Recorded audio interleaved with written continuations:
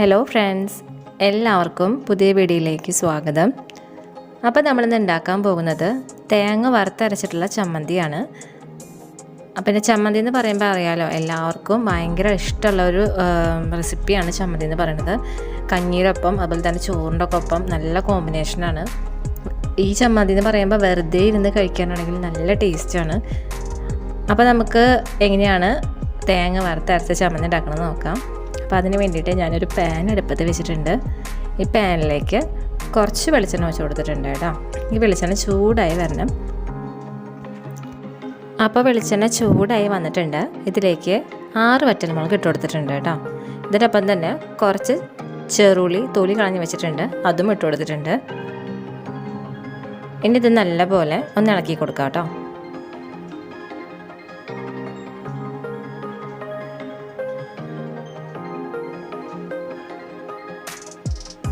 ഇനി ഇതിലേക്ക് കുറച്ച് കറിവേപ്പില ഇട്ട് കൊടുക്കാം കേട്ടോ. എന്നിട്ട് വീണ്ടും ഒന്ന് ഇളക്കി കൊടുക്കാം. നമ്മളിട്ട് കൊടുത്തിട്ടുള്ള ഉള്ളി ഒന്ന് വാടി വരണം കേട്ടോ. അതുവരെ നമുക്ക് കണ്ടിന്യൂസ്ലി ഇളക്കി കൊടുക്കാം.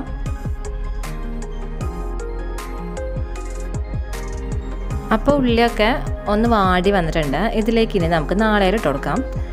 ഞാനിപ്പോൾ അതിലേക്ക് ഇട്ട് കൊടുക്കുന്നത് ഒരു കൈപ്പിടി നാളികേരമാണ് കേട്ടോ. ഒരു കൈ നാളികേരമാണ് ഇട്ട് കൊടുക്കുന്നത്. എന്നിട്ട് വീണ്ടും നല്ല പോലെ നമുക്കിതൊന്ന് ഇളക്കി കൊടുക്കാം.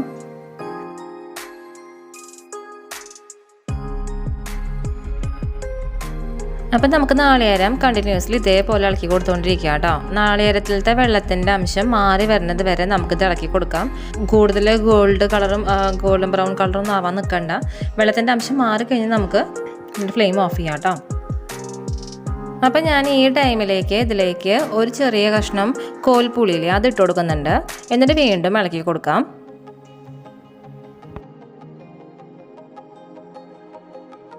ഞാനിപ്പോൾ പുളി ഇട്ടിട്ട് 2 മിനിറ്റ് ഇളക്കിയിട്ടുള്ളൂ കേട്ടോ. അപ്പോൾ അതേ നാളികേരത്തിൻ്റെ വെള്ളത്തിൻ്റെ അംശമൊക്കെ പോയിട്ടുണ്ട്. ഇതിലേക്ക് ഇനി ആവശ്യത്തിനുള്ള ഉപ്പ് ഇട്ട് കൊടുക്കാം.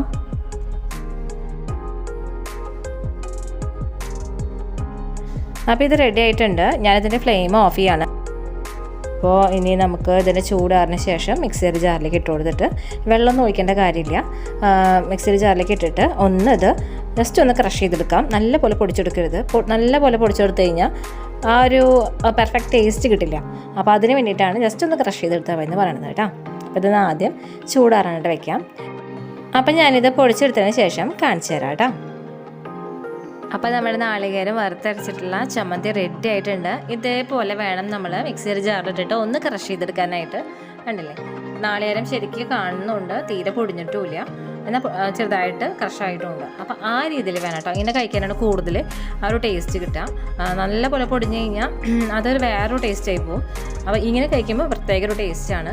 പിന്നെ നാളികേര ചമ്മന്തിനെ കുറിച്ച് പറയേണ്ട കാര്യമില്ലല്ലോ. അപ്പോൾ നമ്മുടെ കഞ്ഞിക്കൊപ്പൊക്കെ ഭയങ്കര ബെസ്റ്റ് കോമ്പിനേഷനാണ്. അതുപോലെ തന്നെ നല്ല ചൂട് ചോറിനൊപ്പം ഇച്ചിരി ഇതുപോലത്തെ നാളികേരം അരച്ചിട്ടുള്ള ചമ്മന്തിയും അതുപോലെ തന്നെ 2 ഉണക്കമീനുണ്ടെങ്കിൽ പിന്നെ എന്താ വേണ്ടത്. പിന്നെ കറിയുടെ കാര്യം നോ ടെൻഷൻ. അപ്പോൾ എല്ലാവരും ഇതുപോലെ ഉണ്ടാക്കി നോക്കി നോക്കണം. ഇഷ്ടമായെങ്കിൽ ഫീഡ്ബാക്ക് കമൻറ്റ് ചെയ്യാൻ മറക്കരുത്. അപ്പോൾ എല്ലാവർക്കും ഈ വീഡിയോ ഇഷ്ടമായെങ്കിൽ ലൈക്ക് ചെയ്യുക, ഷെയർ ചെയ്യുക, കമൻറ്റ് ചെയ്യുക, സബ്സ്ക്രൈബ് ചെയ്യുക. സബ്സ്ക്രൈബ് ബട്ടണടുത്തുള്ള ബെല്ലൈക്കണിൽ ക്ലിക്ക് ചെയ്യാൻ മറക്കരുത്.